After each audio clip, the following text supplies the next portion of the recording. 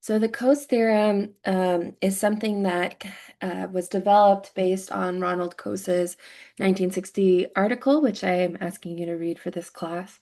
But it was not developed in its current form by him. It was developed by those who read the paper after his publishing of it. But it's become a very useful way to think about why and when we expect exchange or markets to fail, right? And by fail, we just mean like not achieve our desired goals, okay? Because markets operate on others sort of meeting the demands of those around them, right? You, as a seller, only have profit if you're able to make a good that others want to buy, right? So the Coase theorem says that in situations where property rights are well defined and transaction costs are low, we'll likely see an exchange occur to internalize externalities, right?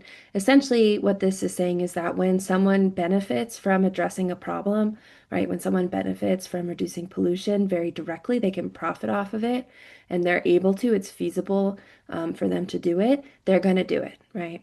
And so when they can't, right, when it's not clear who would profit from reducing pollution, say in LA, or how exactly, um, then that pollution is going to persist. So that's sort of a layman's way of describing the Coase theorem. What the Coase theorem implies is that if we observe externalities persisting in a market, then likely either property rights are not well defined, they're ill defined, and or transaction costs are high, right? Meaning it's difficult to make any exchanges that would mitigate those externalities. Just a reminder, property rights are going to be the legal rules that establish who owns what and how it can be used. And then transaction costs are all the costs involved in reaching an agreement. Um, Another way to think about transaction costs can be the cost to defining and enforcing property rights. So I have some examples for you here. You'll have to forgive me, some of them are a bit crude, but hopefully they will help you understand the context in which we might expect the Coase theorem to hold, right? When we expect that markets would actually be very able to address externalities, all right?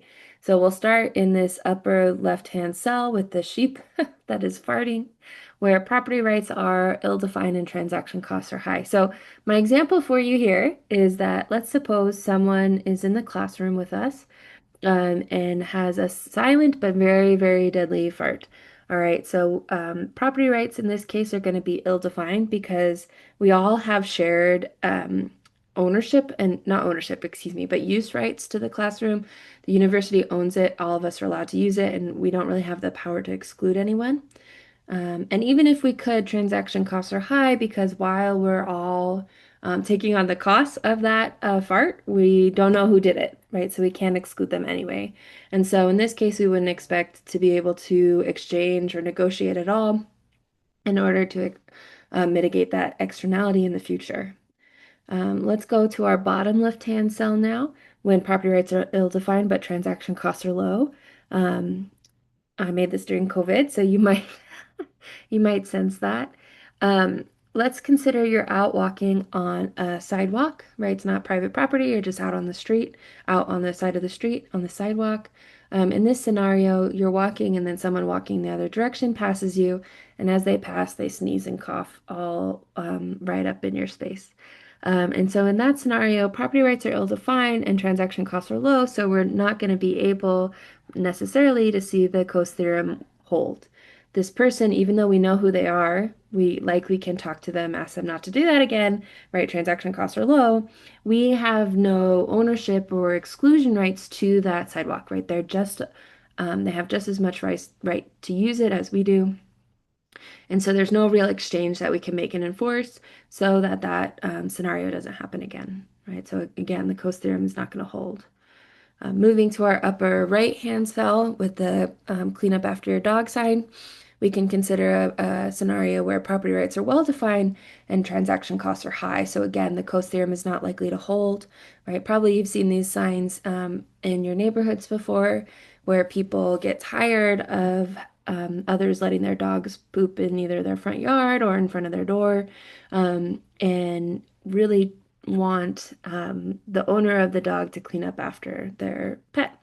But unfortunately, what happens is that despite it being very clear whose lawn it is or whose, front door it is or whose stoop it is, the transaction costs of enforcing that property rights claim are very high, right? If I'm in my home or my apartment and I walk out, a couple times a day or a few times a day, I'm very unlikely to actually observe who is the one letting their dog poop in my, front porch area. And so it's going to be difficult for me to actually come to any agreement with them because I can't even first identify who they are. Our last example here is the bottom right cell. This is where we would expect the Coase theorem to hold, and we actually observe it holding, right? So we have property rights being well defined and transaction costs being low. So consider bumblebees, right? Bumblebees are great pollinators. They're really important for agricultural production.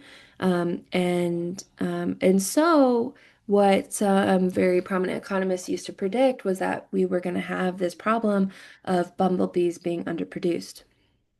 However, what we've seen is that when it comes to raising bumblebees, it's very easy to come to and enforce agreements, right? So beekeepers, whenever they bring their bees to a farmer, can use this really interesting trait of bumblebees where they don't go past, a certain distance from their hives, right? So it's a couple miles, I think, is the most that they'll fly from their hives.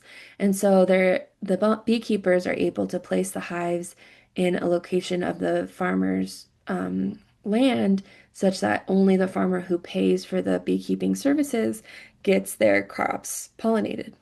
And so because it's very clear who owns what, and it's very clear and it's very easy to enforce that exchange, we see a very rich beekeeping market where farmers can just essentially rent out bees from their, local beekeeper. And there is no problem of provision in that case. All right, so we'll stop this here. That's our treatment of externalities. And now we're going to use our thinking behind externalities to consider common pool resources.